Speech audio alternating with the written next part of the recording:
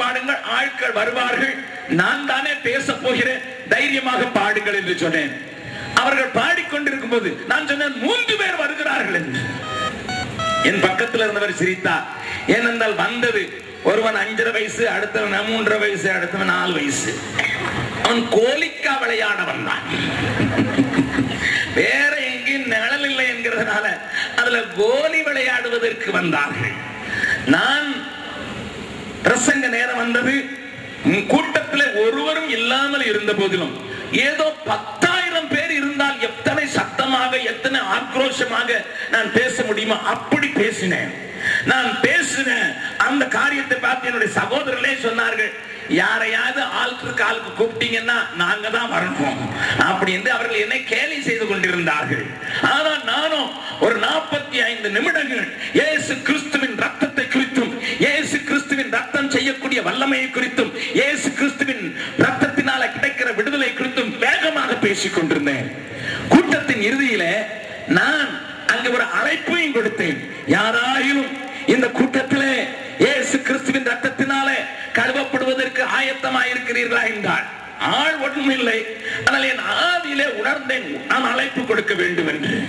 ஆகையினால நான் அழைப்பை கொடுத்தேன். ஒரு தடவையும் ஒருவரும் இல்லை. 2வது தடவை அழைப்பு கொடுக்கும் போது அந்த கூட்டத்தின் ஓரத்தில் ஒரு மனிதன், கட்டையான மனிதன், நல்ல மீசை வைத்திருந்தான், ஆள் வாட்ட சாட்டமாக இருந்தான், கண்கள் 2ம் சிகப்பாக இருந்தது. அவன் அங்கு ஓரத்தில் வந்து நின்று என்னை கூப்பிட்டான்.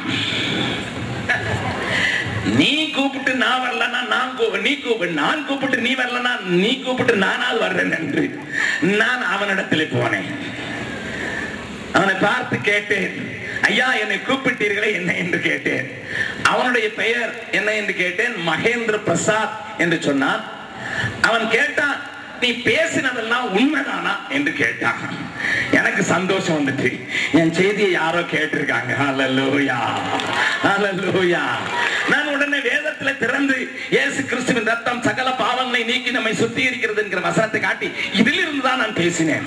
அவன் சொன்னான், நான் தனியாக உன்னோடு கூட பேச வேண்டும், இந்த ஸ்கூல் பில்டிங்க்கு பின்னதாக வா என்று சொன்னான். அவனை எனக்கு தெரியாது, ஏன் அவன் என்னை அழைத்தான் என்று தெரியாது. ஆகையினால அவனை நான் பின்னதாக கொண்டு போய் அவனிடத்துல கேட்டேன். அவன் சொன்னான், என்னை பத்தி உனக்கு தெரிஞ்சிருந்தா நீ இதை எனக்கு சொல்லுவையா என்று கேட்டான். என்ன என்று கேட்டேன். அவன் சொன்னான், நான் நக்சல் பாரிகளின் கூட்டத்தை சேர்ந்தவன். நாங்கள் கூட்டமாக ஒரு கிராமத்தை நாங்கள் தாக்குதல் நடத்துவோம், எதிர்த்தால் வருகிறவர்களை தலையை சீவி விடுவோம்.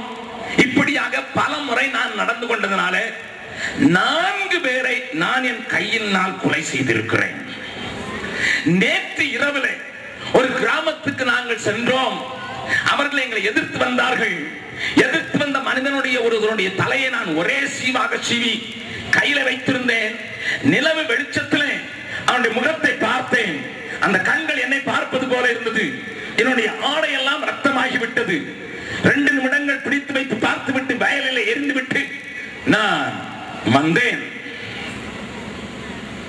வீட்டிலே வந்து குளித்தேன், துணிமணிகளை மாற்றினேன். இந்த பட்டணத்துக்கு நான் இருக்கிற இடத்துக்கு 4 மைல், கிட்டத்தட்ட 7 கிலோமீட்டர், 6.5 கிலோமீட்டர். அங்கே போய் படுக்க வேண்டும் என்று யோசித்தால் அவனுடைய கண்கள் எனக்கு முன்பாக வந்தது. அவனுடைய ரத்தம் என் மேலே விழுந்தபடினால் அந்த ரத்தம் எனக்கு முன்னதாக வந்தது. என்னால் தூங்க முடியவில்லை. எப்படியோ உருண்டு உருண்டு படுத்துவிட்டு காலையில் எழுந்து பட்டணத்திற்குள் வந்து கொஞ்சம் நன்றாக சாப்பிட்டு ஒரு சினிமா பார்த்து விட்டு கொஞ்சம் கேளிக்கையாக இருந்து கொஞ்சம் குடித்து விட்டு போகலாம் என்று வந்தேன். காலையில எழுப்பி நடக்க ஆரம்பித்தேன். நடந்துதான் வந்தேன். நான் இங்கே ஒரு வெற்றிலை பாக்கு கடையிலே வெற்றிலை போடும்படியாக நின்ற போது நான் எதை மறக்க வேண்டும் என்று இங்கே வந்தேனோ அந்த ரத்தத்தை குறித்து நீ பேசினாய். அது என்னை அப்படியே நிறுத்திவிட்டது. உன்னுடைய ஒவ்வொரு வார்த்தையும் நான் கேட்டேன்.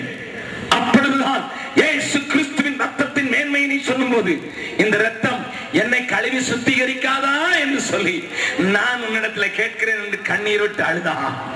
அங்கே அவனை ஆண்டவருக்குள் வழி நடத்தினேன். கர்த்தருடைய கிருபையினாலே இன்றைக்கு அவன் தன்னுடைய ஊரிலே ஒரு சிறிய ஆலயத்தை கட்டி ஆண்டவரை வழிபடுகிற ஒரு மனிதனாக மாறி போனான். அவனை போலீசாரிடத்திற்கும் கூட்டிக் கொண்டு போனோம். போலீஸ் சொல்லிவிட்டது பீகாரில், இவன் பேர்ல ஒரு கம்ப்ளைண்ட் இல்லை, எப்படி ஐயா கேஸ் எழுதுறது என்று சொல்லி அவனை அரெஸ்ட் செய்ய போலீசார் மறுத்து விட்டார்கள். அருமையான தேவனுடைய பிள்ளைகளை, இயேசு கிறிஸ்துவின் ரத்தம் எந்த மனிதனையும் எந்த பாவியையும் கொலைகாரனையும் கழுவி சுத்திகரித்து புதிய மனிதனாக மாற்றுவதற்கு வல்லமை உள்ளதாக இருக்கிறது ஐயா. கரங்களை தட்டி ஆண்டவரை மகிமைப்படுத்தலாமா? அல்லேலூயா. கள்ளனென்றும்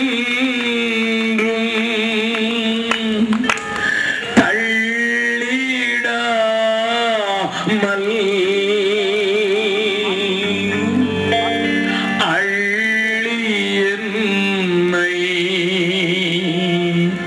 அணைத்தவா